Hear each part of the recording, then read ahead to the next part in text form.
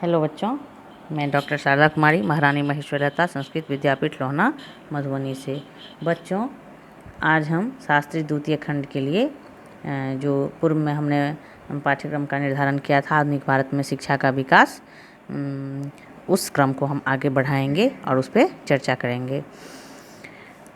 बच्चों, हमने इससे पूर्व के क्लास में पढ़ा था कि कुछ अंग्रेज और प्रबुद्ध भारतीयों के द्वारा भारतीय शिक्षा के विकास पे जो है वो जोर दिया गया था और उसके लिए कदम भी उठाए गए थे, जिसमें राजा राम मोहन राय का नाम जो है वो सर्वोपरि है। हम आज जो है वो लॉर्ड मैकाले के समय में मुख्य रूप से शिक्षा के विकास के बारे में चर्चा करेंगे।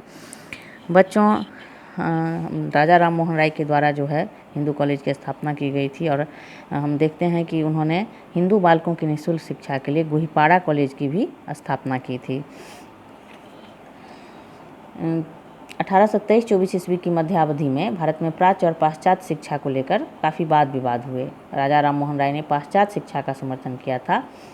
जब जन शिक्षा समिति ने कलकत्ता में संस्कृत कॉलेज की स्थापना के लिए सारी तैयारियां कर ली थी, तब राजा राम मोहन राय ने लॉर्ड एमहर्स्ट को एक पत्र जो है वो दिसंबर 1823 ईस्वी को लिखा, जिसमें उन्होंने विशुद्ध संस्कृति शिक्षा व्यवस्था के प्रचलन के विरुद्ध प्रतिवाद किया और जो है उन्होंने पाश्चात्य सभ्यता का पुरजोर समर्थन किया। हालांकि राजा राम मोहन राय के प्रतिवाद का तत्काल कोई फल न निकला, परंतु इतना अवश्य हुआ कि गवर्नर जनरल ने उनके प्रतिवादी ज्ञापन को जन शिक्षा समिति को भेज दिया। समिति भी क्रियाहीन रही और पहले के निर्णयों के अनुसार काम एक तरह से करती रही। प्राच्य और पाश्चात्य शिक्षा की नीतियों का युद्ध भी चलता ही रहा। पाश्चात्य शिक्षा के पक्षधर सरकार की नीति में परिवर्तन चाहते थे और जो प्राच्य शिक्षा के समर्थक थे अपनी त्रुटियों और गलतियों को स्वीकार करने के लिए तैयार नहीं थे। इसलिए ब्रिटिश पार्लियामेंट ने 1833 ईस्वी में कंपनी की चार्टर नवीनीकरण के समय इस तथ्य पर विचार किया और इस अवसर पर राजा राम मोहन राय अदालतों में फारसी के बजाय अंग्रेजी भाषा को जगह दिलाने के लिए इंग्लैंड गए। उन्होंने इस बात पर जोर दिया था कि भारतीयों को प्रशासन में सम्मिलित किया जाए और उन्हें शासन के बड़े बड़े पदों पर नियुक्त किया जाए, और इसका मतलब साफ था कि उन्हें अंग्रेजी में उच्च शिक्षा जो है वो दी जानी चाहिए और इसके लिए कानूनी आधार की भी आवश्यकता थी।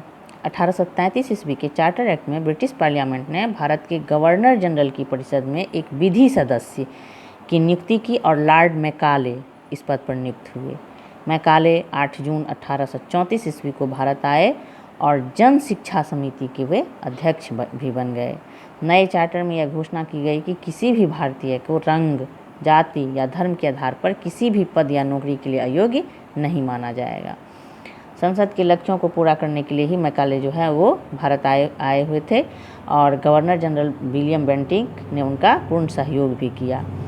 तो एक तरह से मैकाले को ही भारत में अंग्रेजी शिक्षा प्रारंभ करने का श्रेय जो है वो दिया जाता है। लॉर्ड मैकाले जो है वो 2 फरवरी 1835 ईस्वी को अपना प्रसिद्ध पत्र उन्होंने जारी किया।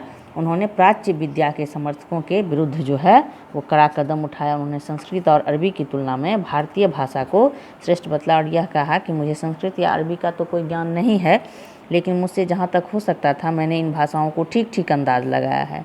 मैं प्राच्य विद्या को उसके समर्थकों के मूल्यांकन के अनुसार ही स्वीकार करने को तैयार हूँ, किंतु प्राच्य वेताओं में से मुझे एक भी ऐसा नहीं मिला जो इस बात का खंडन कर सके कि किसी अच्छे यूरोपीय पुस्तकालय की अलमारी का एक खाना भारत और अरब देशों के सारे साहित्य के बराबर है। ये मैकाले की जो है वो एक तरह से सोच थी और वो अपने आप को सर्वश्रेष्ठ समझ रहे थे, तो इस कारण से जो है उन्होंने इस तरह की बात की थी और उन्होंने भारत के सारे साहित्य की तुलना जो है, और न केवल भारत बल्कि अरब के भी सारे साहित्य की तुलना उन्होंने यूरोप के अलमारी के एक खाने से उन्होंने कर दिया था।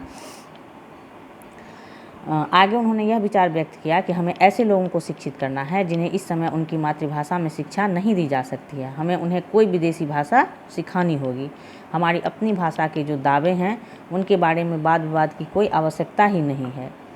यह भाषा जो है यानी पश्चिम की भाषाओं में भी जो है वो श्रेष्ठ स्तर पर है और इतना ही नहीं, भारत में अंग्रेजी भाषा शासक वर्ग बोलता है। इस बात की भी संभावना है कि पूरब के सभी समुद्रों पर वाणिज्य की भाषा ये बन जाए। यानी वो अंग्रेजी भाषा को सर्वश्रेष्ठ समझ रहे थे और उसे ही स्थान दिलाने के पक्षधर थे।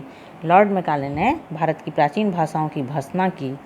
मैकाले का वास्तविक उद्देश्य भारत के आम लोगों को शिक्षित न करके साम्राज्य की ज़रूरतों को एक तरह से पूरा करना था, और इसके लिए उन्होंने अपनी पूरी ताकत भी झोंकी और भारतीय भाषाओं में शिक्षा के कार्य में एक तरह से अवरोध पैदा किया। आज के लिए इतना ही। आगे हम फिर इस चर्चा को आगे बढ़ाते हुए इस क्रम को जारी रखेंगे। धन्यवाद।